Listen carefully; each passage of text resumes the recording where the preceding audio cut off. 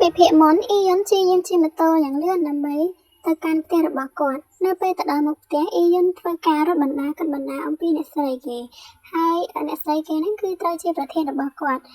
ចំណែកឯអ្នកស្រីគេវិញគាត់បានព្យាយាមឲ្យលោក Locksmith ធ្វើការរស់រើទ្វារនោះដើម្បីធ្វើការចូលទៅក្នុងបន្ទប់ចូលមកដល់ភ្លាមអ៊ីយុនធ្វើការរត់ឡើងលើជាន់ទី2យ៉ាងលឿនឬក៏និយាយថាចាំបន្តិចអាគឹមសុំទៅផងលោកខ្ញុំនឹងចំណាយលើការជួសជុលទាំងនេះដូច្នេះលោកអាចចាក់ចេញទៅបានអាគឹមសុំទៅផងណាឯអ្នកស្រីគេគាត់មានការអសង្ឃឹមជាខ្លាំងបន្ទាប់ពីនិយាយជាមួយលោក Smith រួចអ៊ីយុនធ្វើការស្រែកប្រាប់ទៅអ្នកស្រីគេម្ដងទៀតថាប្រធាននាយកដ្ឋានខ្ញុំបានប្រាប់ថានៅជាន់ទី2គឺមានម្ចាស់ផ្សេងគ្នាដូច្នេះយើងមិនអាចចូលទៅក្នុងទីនោះបានទេអ្នកស្រីគេក៏បានតបពេលខ្លះនិយាយថាវាត្រូវបានរារាំងដោយសរសៃទឹកហើយពេលខ្លះនិយាយថាអញកំពុងដកហែទេអញតែងតែធ្វើការដោះស្រាយជីវិតហើយអីបានជាឯងមិនទុកចិត្តខ្ញុំដល់ពេលឯងពួកយើងធ្វើការជាមួយគ្នាអស់ពេលទៅយូរមកហើយអញក៏បារម្ភអីខ្ញុំនឹងមិនរួចដុំមីរបស់ឯងដែលលាក់ទុកនៅទីនេះទេអត់នោះទេខ្ញុំមិនមានន័យបែបហ្នឹងនោះឡើយបន្ទាប់មកអ៊ីយុនក៏បានគិតតាមពិតទៅខ្ញុំពិតជាចង់ឲ្យគេលួចយកវាតែខ្លាំងណាស់ហើយគាត់ក៏បាននិយាយទៅកាន់អ្នកស្រីនិយាយថាបើទោះបីជាអ្នកបើកវាចូលទៅក៏ដោយក៏វាគ្រាន់តែជាបន្ទុកទៅតែប៉ុណ្ណោះស្រីគេក៏បាននិយាយយ៉ាងហោចណាស់ក៏គួរតែឲ្យខ្ញុំស្រូបយកខ្យល់តែស្ថិតនៅក្នុងបន្ទប់តែហ្នឹងក៏បានដែរអ៊ីយុនគាត់ក៏បាននិយាយបន្តនៅក្នុងបន្ទប់ហ្នឹងវាពិតជាមានគ្រោះថ្នាក់ខ្លាំងណាស់ដោយសារតែក្នុងហ្នឹងមិនមានខ្យល់ចេញចូលនោះឡើយហើយអ្នកស្រីគេក៏បាននិយាយថាទូស្រីហ្នឹងក៏កុហកបើសិនជាវាកាត់ឡើងមែននោះជីវិតរបស់ខ្ញុំគឺត្រូវចាប់រួចអ៊ីយុនក៏បាននឹកឃើញទៅដល់បរិមម្នាក់ហើយបរិមម្នាក់ហ្នឹងគឺមានឈ្មោះថាជាសុកពេលហ្នឹងអ៊ីយុនគឺត្រូវបានគេចាប់ខ្លួនយកទៅហើយនាងបានសម្លឹងទៅកាន់បរិមម្នាក់នោះហើយក៏បានកាត់គំចិត្តថាតើគេនោះគឺជាអ្នកណ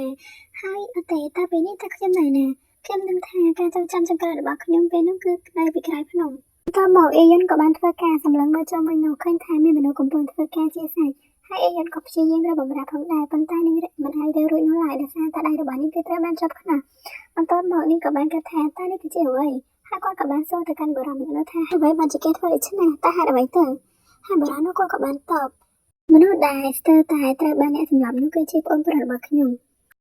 ំជាប្អូនប្រុសអញ្ចឹងតើលោកគឺជាបងប្រុសរបស់ឃាតករតើមែនទេតើមកអ៊ីយុនក៏បានគិតថាបងប្អូនបង្កើតទាំងពីរនេះគឺពិតជាឈ្មោះមែនហើយនឹងក៏បាននិយាយថាអខ្ញុំសុំទោសប៉ុន្តែវាហាក់ដូចជាលោកបានយល់ខុសនៅអ្វីមួយហើ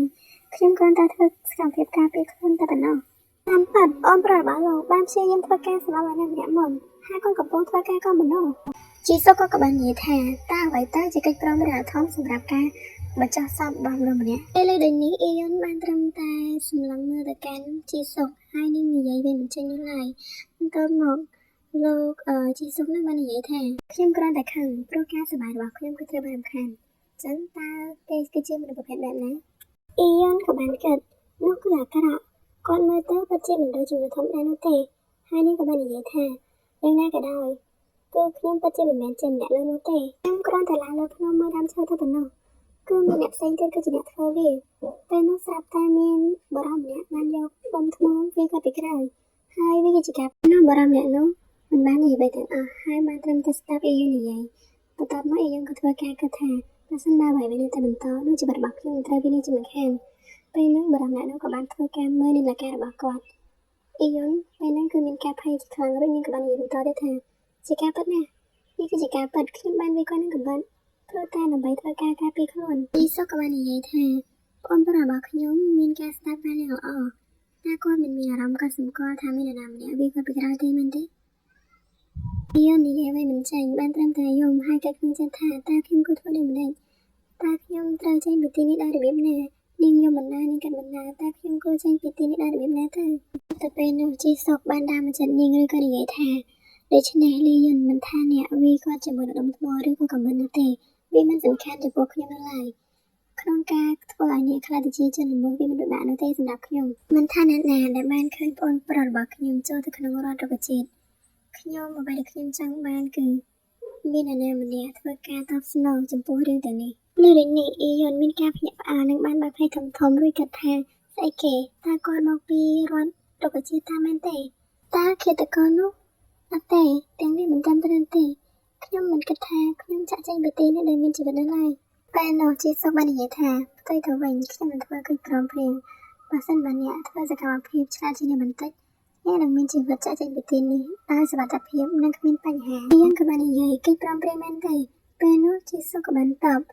ខ្ញុំរីករាយណាស់ដែលអ្នកបានចាប់យល់យ៉ាងនេះហើយក៏បានបញ្ជាឲ្យកូនចៅរបស់ខ្លួនធ្វើការយកកិច្ចព្រមព្រៀងមួយសន្លឹកយកមកឲ្យទូស្រីហើយក៏បានបញ្ជាឲ្យគេធ្វើការដោះខ្នោះដៃលីយន់ចេញតទៅធ្វើការដោះខ្នោះដៃឲ្យលីយន់រួចជីសុក៏បាននិយាយបន្តខ្ញុំនឹងចាំជនល្មើសប្រកាសរួចដាក់បញ្ជូនពួកគេទៅក្នុងផុសត្រង់របស់អ្នករហូតដល់ពេលនោះសូមអ្នកមើលថែប្អូនប្រុសតូចរបស់ខ្ញុំប្រសិនបើអាចសូមប្រកាសថាគាត់នឹងមិនចាក់ចេញពីហាដវេនេះទេហើយវាកាន់តែល្អប្រសិនបើអ្នកអាចចូលជើរបស់គាត់បានបន្តមកយើងក៏កាត់មកមើលពេលបច្ចុប្បន្ននៅក្នុងទីក្រុងមួយក្នុងពេលកណ្ដាលត្រៀតមានជើងមនុស្សម្នាក់បានធ្វើការឡើងទៅកាន់បន្ទប់បរិយាជាគិតកោនោះអធិស្ឋាននឹងអស់គ្នាសារតែគេតាមប្រាប់ឈ្មោះគាត់ចាស់មានសំហៅគាត់ថាបរិយាពេជ្រជុតខ្មែរឬក៏ជាគិតកោអីចឹងទៅណាគុំប្រកាន់គ្នាយើងអស់គ្នាបន្ទាប់មកអ្នកបានធ្វើការឡើងមកជាន់ទី2នេះគឺជាលីយរបស់យើងគឺគេបានធ្វើការមកមើលបរិយាម្នាក់នោះហើយគេបានឃើញចិត្តថាបរិយាម្នាក់នេះតែងតែដេកជារុក្ខជាតិនៅជាន់ទី2នេះហើយអ្វីដែលខ្ញុំទទួលបានព័ត៌មានផ្ទាល់ខ្លួនរបស់គាត់នេះគឺឈ្មោះរបស់គាត់គឺខ្វិនជីវូបន្ទាប់ពីថ្ងៃឧបទ្ទវហេតុនោះទស្សនវិជ្ជាគឺស្អាតយ៉ាងអានកំបាំងប៉ូលីសបានឲ្យខ្ញុំធ្វើការបង់ប្រាក់ពិន័យសម្រាប់របាយការណ៍មិនពិតហើយជាន់ទី2ត្រូវបានសាងសង់ឡើងក្នុងមួយប្រភេទផ្នែកបន្ទាប់ពីខ្ញុំធ្វើការចុះហត្ថលេខាលើកិច្ចព្រមព្រៀងនោះបុគ្គលិកពេទ្យតែងតែឈរក្បែរគាត់និងថែរក្សាគាត់ជានិច្ចតបមកលីយន់បានធ្វើការនៅឃើញទៅដល់ពីសម្ដីរបស់ជីសុកហើយនិយាយទាំងនោះគឺសុទ្ធតែជាពីពិតហើយនាងបានកាត់បន្តទៀតថាខ្ញុំត្រូវតែធ្វើការថែរក្សាសុខភាពបរិយាដែលជាគិតកោនេះនៅក្នុងហាដមីនេះហើយបានល្អរហូតដល់គេចាប់គិតកោប្រកាសបានតបមកនាងក៏បានធ្វើការអធិដ្ឋានសូមកុំឲ្យខ្វន់ជីវូធ្វើការភ្ញាក់ដឹងខ្លួនអីព្រោះថាបើសិនជាគេភ្ញាក់ដឹងខ្លួនឡើងនោះជីវិតរបស់នាងនឹងមិនអាចរស់នៅបានដោយភាពស្ងប់សុខនោះឡើយហើយសាររឿងរបស់យើងក៏ត្រូវមកទីត្រង់ហ្នឹងសូមអ្នកទាំងអស់គ្នារងចាំទស្សនាពីបន្តហើយក៏ឲ្យមានសូមធ្វើការជាស្រ័យចំពោះអ្នកទាំងអស់គ្នាផងបើសិនជាមានកំហុសខុសឆ្គងត្រង់កន្លែងណាមួយហើយសូមពឹងអ្នកទាំងអស់គ្នាមួយគឺសូមជួយចុច Subscribe ក៏ដូចជាចុច Like ចុច Comment ឲ្យមានច្រើនៗផងណាដើម្បីជាកម្លាំងចិត្តសូមអរគុណបាយបាយ